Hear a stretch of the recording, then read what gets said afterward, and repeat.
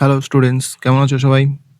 আজকে আমরা সরল সুদ এবং চক্রবৃদ্ধি সুদের উপর একটা ক্লাস করব, যেখানে তোমাদের সামনে যাদের রেলের গ্রুপটি আছে সেদের জন্য কিন্তু খুবই গুরুত্বপূর্ণ একটা ক্লাস হবে। ঠিক আছে? তো অলরেডি তোমাদের কিন্তু পরীক্ষা শুরু হয়ে গেছে এবং দেখা গেছে যে সরল সুদ এবং চক্রবৃদ্ধি সুদ থেকে কিন্তু একটা প্রশ্ন আসছে। ঠিক আছে? এবং প্রত্যেকটা শিফটেই কিন্তু তাই ফলো হবে। তো দেখো কি টাইপের কোশ্চেনগুলো আসে।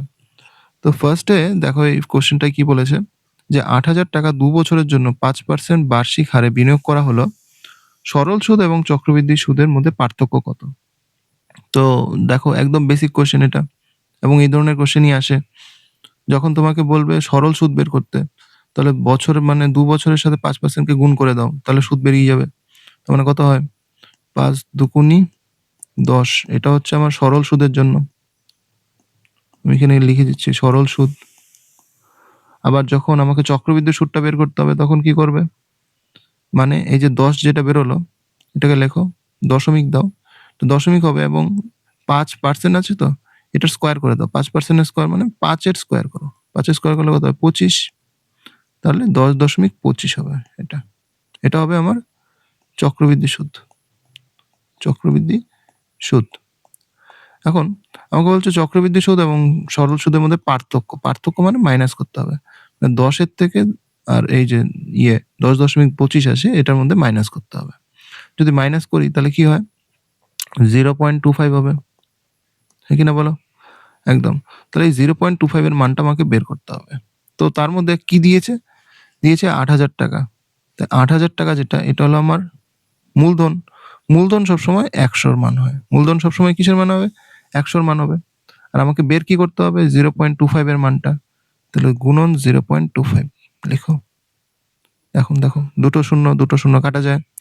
এটাকে যদি আমি করি, তাহলে নিচে একটা ১০০ আসতে পারে। এখানে শূন্য কাটতে পারো। আর কি কাটতে পারো? দেখো, ৫ দিয়ে কাটো। ৫ দিয়ে কাটলে ৫, ৫ দিয়ে কাটলে ২, ২ দিয়ে কাটো ৪। তাহলে কত হবে? ৪ ৫ ২০। তাহলে ২০ টাকা হবে। ২০ টাকা হবে সুদের পার্থক্য।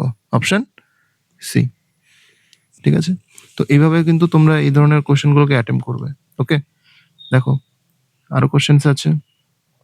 কোনো মূলধনের উপর ২ বছরের জন্য বার্ষিক ৮% হারে সরল সুদ এবং চক্রবৃদ্ধি সুদের পার্থক্য ১২৮ টাকা হলে মূলধন কত? এখানে মূলধনটা বের করতে বলছে। ঠিক আছে? তো ৮% হারে ২ বছরের জন্য। তাহলে সরল সুদ কত হবে? ৮ দুগুণি ১৬। আর চক্রবৃদ্ধি সুদ কত হবে? ১৬.৮ এর স্কোয়ার। ৮ এর স্কোয়ার মানে কত হয়? ৬৪। ঠিক আছে? এদের মধ্যে ডিফারেন্স কত হয়? 0.64। ডিফারেন্স মানে হলো, মানে যেটা অন্তর বলি বা পার্থক্য বলি। ঠিক আছে? এটা। ঠিক আছে? এইখানে তোমাকে 0.64 এটার ভ্যালু দিয়ে দিয়েছে, মানে এটার মানটা দিয়েছে ১২৮। তাহলে ১২৮ যেটা, এটা হলো 0.64 এর মান। আর আমাকে কি বের করতে বলছে? মূলধন। মূলধন সবসময় কি বলেছিলাম? ১০০ মান হবে। তাহলে এখানে দশমিকটাকে ওঠাই। দশমিকটাকে যদি ওঠাই, নাহলে উপরে একটা ১০০ যাবে কিনা বলো? তাহলে ৬৪ দিয়ে এটাকে কাটলে কত হবে? ৬৪ দুগুণি ১২৮। তাহলে উপরে কত হবে? ২ আর ৪টা শূন্য। তাহলে ২০,০০০। অপশন বি হবে সঠিক উত্তর। তো এই ধরনের কোশ্চেনগুলো কিন্তু আমরা এইভাবেই সবথেকে বেস্ট হয় অ্যাটেম্প করলে। ওকে? মনে রাখবা। নেক্সট এসো। কোনো একটি নির্দিষ্ট মূলধনের উপর বার্ষিক ২০% হারে অর্ধবার্ষিক চক্রবৃদ্ধি সুদে ১ বছরের সুদ ২১০০ টাকা হলে মূলধন কত? এখানে একটা জিনিস মনে রাখবা, অর্ধবার্ষিক চক্রবৃদ্ধি সুদে। অর্ধবার্ষিক মানে কি? ৬ মাস পর পর তোমার রেকারিং হবে। ঠিক আছে? তার মানে দেখো, নর্মালি যে সুদের পার্সেন্টেজটা দিয়েছে এটা হলো বার্ষিক। তাহলে ২০%। ২০% যেটা হলো বার্ষিক, মানে এটা ১২ মাসের জন্য। তো আমাকে তো অর্ধবার্ষিক, অর্ধবার্ষিক মানে ৬ মাস। তো ৬ মাসের জন্য বের করতে হবে। তাহলে ৬ দিয়ে ১২কে ভাগ করো। ২, ২ দিয়ে এটাকে কাটলে ১০।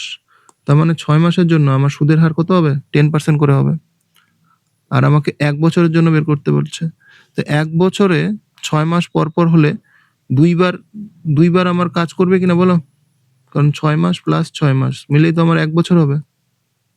তাই না? তাহলে ২ বার আমার টাকাটা তুলতে পারবো ৬ মাস পর পর। তাই তো? তাহলে আমার সেম আগের মতোই কেস হবে। তার মানে 10% যেটা ছিল এইটাই 2 বছরের জন্য কাজ মানে 2 বারের জন্য কাজ করবে, 2 বারের জন্য। 2 বারের জন্য। তাহলে আমি কি করব? এটাকে গুণ করো। 10 দুগুণে কত হয়? 20 দশমিক দাও। 10%, 10% এর স্কয়ার মানে 10 এর স্কয়ার করো। 10 এর স্কয়ার করলে কত হয়? 100 100 হবে তো? এই 1 টাকে 20 র সাথে যোগ করে দাও। 20 র সাথে যোগ করলে কত হবে এটা? 21 হয়ে যাবে। তো 21.00 দশমিক শূন্য শূন্য কোনো ভ্যালু নেই। তাহলে আমরা 21 ধরবো এটাকে। ওকে? তার মানে এই যে সুদটা দিয়েছে, সুদটা কত? 2100। এটাই হলো আমার সুদ না? এটাই তো চক্রবৃদ্ধি সুদ। চক্রবৃদ্ধি সুদ যেটা, এই 21 টাকা যেটা, এটাই তো চক্রবৃদ্ধি সুদ। তাহলে এই যে 2100 টাকা, এটাই হলো আমার 21 এর মান। আমাকে কি বের করতে বলছে? মূলধন বের করতে বলছে। মূলধন মানে হলো 100 টাকা। তাহলে 21 দিয়ে 2100 কে কাটলে কত হবে? 100। আর 100 আর 100 গুণ করলে কত হবে? 10,000। তাহলে উত্তর হবে ডি, 10,000। তো তোমরা কিন্তু এই ট্রিক্সটা কিন্তু অবশ্যই এপ্লাই করবে যখন তোমরা অর্ধবার্ষিক বা মনে করো যে সরল সুদ এবং চক্রবৃদ্ধি সুদের মধ্যে পার্থক্য এগুলো বের করতে পারবে। ঠিক আছে? তাহলে তোমাদের কোশ্চেনগুলো কিন্তু মানে অনেক বেশি ইজি হয়ে যাবে যখন তোমরা সলভ করবে। ঠিক আছে? চলো তাহলে আজকের জন্য এই পর্যন্তই। যদি আমার কন্টেন্ট ভালো লেগে থাকে অবশ্যই তোমরা লাইক, সাবস্ক্রাইব করো এবং ভালো করে তো যাদের এক্সাম আছে অবশ্যই ভালো করে এক্সাম দাও। All the best. টাটা সবাইকে। Bye bye.